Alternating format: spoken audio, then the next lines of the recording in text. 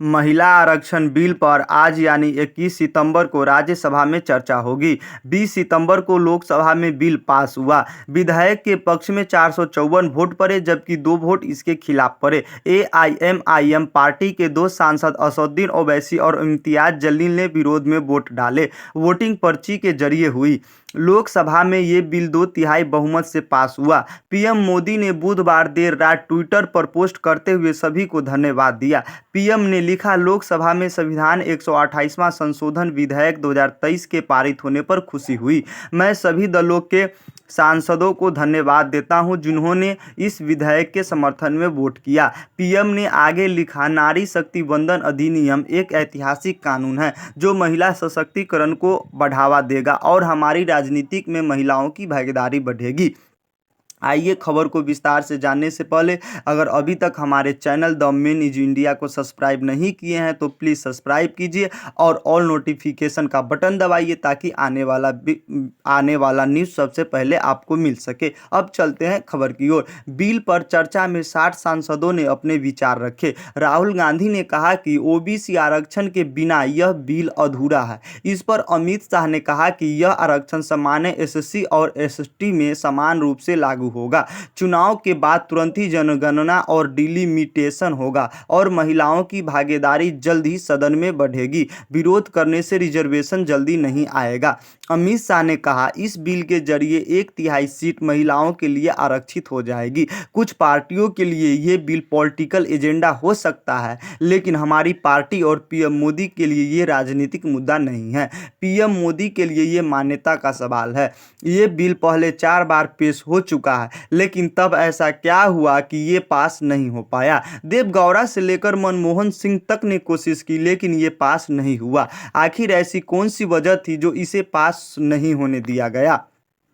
शाह ने राहुल पर निशाना साधते हुए कहा कि इनकी समझ है कि देश सेक्रेटरी चलाते हैं लेकिन मेरी समझ है कि देश सरकार चलाती है। बीजेपी की सरकार में 29% यानी 85 सांसद ओबीसी कैटेगरी के हैं। 29 मंत्री भी ओबीसी कैटेगरी के हैं। बीजेपी के 1358 में से 365 यानी 27% विधायक ओबीसी है। राहुल गांधी ने कहा, इस बिल में ओबीसी आरक्षण का प्रावधान होना चाहिए। मैं इस बिल का समर्थन करता हूं। महिला आरक्षण बिल पर बिल्कुल भी देरी नहीं करनी चाहिए और इसे आज से ही लागू कर देना चाहिए लेकिन ये बिल पूरा नहीं है। इसमें ओबीसी आरक्षण होना चाहिए था। मैंने सवाल पूछा कि जो 90 सेक्रेटरी है जो कि हिंदुस्तान की सरकार चलाते हैं इनमें से ओबीसी कितने हैं, लेकिन मैं जवाब से हैरान रह गया क्योंकि 90 में से 3 सिर्फ ओबीसी सेक्रेटरी है।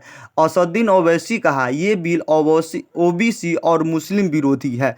एआईएमआईएम के चीफ असदुद्दीन ओवैसी ने महिला आरक्षण बिल का विरोध किया।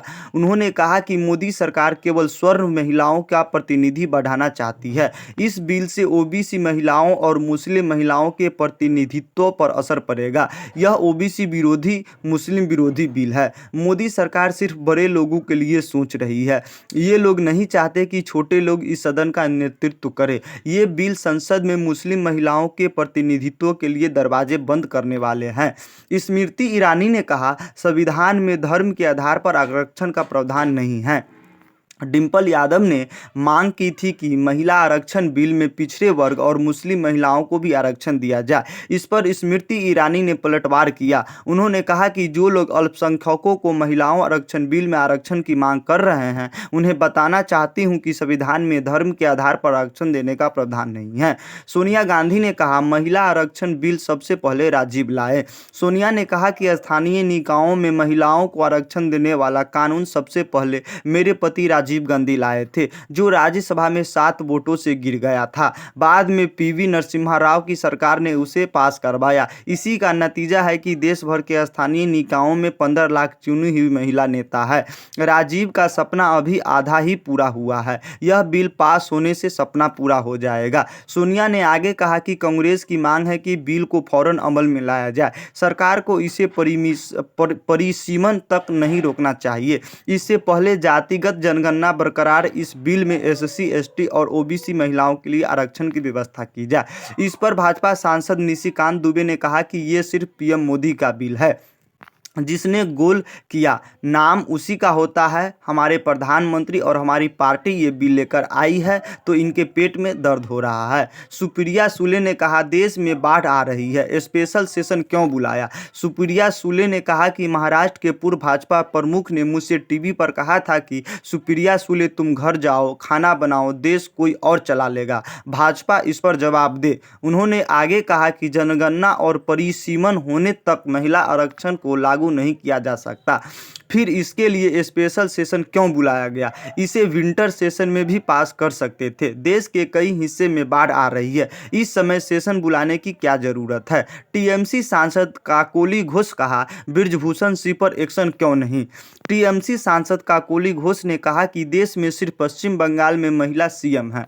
भाजपा की 16 राज्यों में सरकार है लेकिन एक भी राज्य में महिला सीएम नहीं है। देश के लिए मेडन जीतने वाली महिलाओं का सेक्सुअल हैरेसमेंट किया गया। आरोपी बृजभूषण सिंह आज संसद में बैठे हैं, भाजपा उनके खिलाफ कोई एक्शन क्यों नहीं लेती। उधर जेडीयू के सांसद ललन सिंह ने कहा कि 2024 का चुनावी जुमला है, इंडिया गठबंधन से सरकार घबराई गई है और ये बिल लेकर आई है। इनकी मंशा सही होती तो 2021 में जनगणना शुरू करवा दी होती, इससे अब तक जनगणना पूरी हो जाती और महिला आरक्षण 2024 से ही पहले ही लागू हो जाता। नई संसद में कामकाज के पहले दिन यानी 19 सितंबर को लोकसभा में महिला आरक्षण बिल नारी शक्ति बंधन विधेयक पेश किया गया। इस बिल के मुताबिक लोकसभा और राज्य की विधानसभाओं में महिलाओं के लिए 33% रिजर्वेशन लागू किया जाएगा। लोकसभा की 543 सीट में से 181 महिलाओं के लिए आरक्षित होगी। ये रिजर्वेशन 15 साल तक रहेगा। इसके बाद सांसद चाहे तो इसकी अवधि बढ़ा सकती है।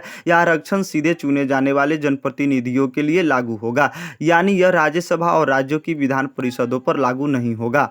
नए विधेयक में सबसे बड़ा पेच यह है कि यह डिलिमिटेशन यानी परिसीमन के बाद ही लागू होगा। परिसीमन इस विधेयक के पास होने के बाद होने वाली जनगणना के आधार पर होगा। 2024 में होने वाले आम चुनाव से पहले जनगणना और परिसीमन करीब करीब असंभव है। इस फार्मूले के मुताबिक विधानसभा और लोकसभा चुनाव समय पर हुए तो इस बार महिला आरक्षण लागू नहीं होगा। यह 2029 के लोकसभा चुनाव या इससे पहले के कुछ विधानसभा चुनावों से लागू हो सकता है। संसद में महिलाओं के आरक्षण का प्रस्ताव करीब 3 दशक से पेंडिंग है। यह मुद्दा पहली बार 1974 में महिलाओं की स्थिति का आकलन करने वाली समिति ने उठाया था। 2010 में मनमोहन सरकार ने राज्यसभा में महिलाओं के लिए 33% आरक्षण बिल को बहुमत से पारित कर लिया था। तब सपा और राजद ने बिल का विरोध करते हुए तत्कालीन यूपीए सरकार से समर्थन वापस लेने की धमकी दे दी थी। इसके बाद बिल को लोकसभा में पेश नहीं किया गया, तभी से महिला आरक्षण बिल पेंडिंग था। संसद के विशेष सत्र में ये 4 बिल भी पेश होने हैं। मुख्य चुनाव आयुक्त और अन्य चुनाव आयुक्त नियुक्ति शर्तें और पद अवधि बिल 2023। यह bill chief election commission CEC और अन्य इलेक्शन कमिश्नर सीईसीएस की नियुक्ति रेगुलेट करने से जुड़ा है। बिल के मुताबिक आयुक्तों की नियुक्ति 3 सदस्यों का पैनल करेगा, जिसमें प्रधानमंत्री, लोकसभा में विपक्ष के नेता और एक कैबिनेट मंत्री शामिल होंगे। दूसरा एडवोकेट अमेंडमेंट बिल 2023। इस बिल के जरिए 64 साल पुराने अधिवक्ता अधिनियम 1961 में संशोधन करना है। बिल में लीगल प्रैक्टिशनर्स एक्ट 1879 को निरस्त करने का भी प्रस्ताव है। तीसरा है प्रेस एवं रजिस्ट्रेशन ऑफ पीरियाडिकल्स बिल 2023। यह बिल किसी भी न्यूज़पेपर, मैगजीन और किताबों के रजिस्ट्रेशन और पब्लिकेशन से जुड़ा है। बिल के जरिए प्रेस और पुस्तक पंजीकरण अधिनियम 1867 को निरस्त कर दिया जाएगा। चौथा है पोस्ट ऑफिस बिल 2023। यह बिल 125 साल पुराने भारतीय डाकघर अधिनियम को खत्म कर देगा। इस बिल के जरिए पोस्ट ऑफिस के कामों को और आसान बनाने के साथ ही पोस्ट ऑफिस के अधिकारियों को अतिरिक्त पावर देने का काम करेगा।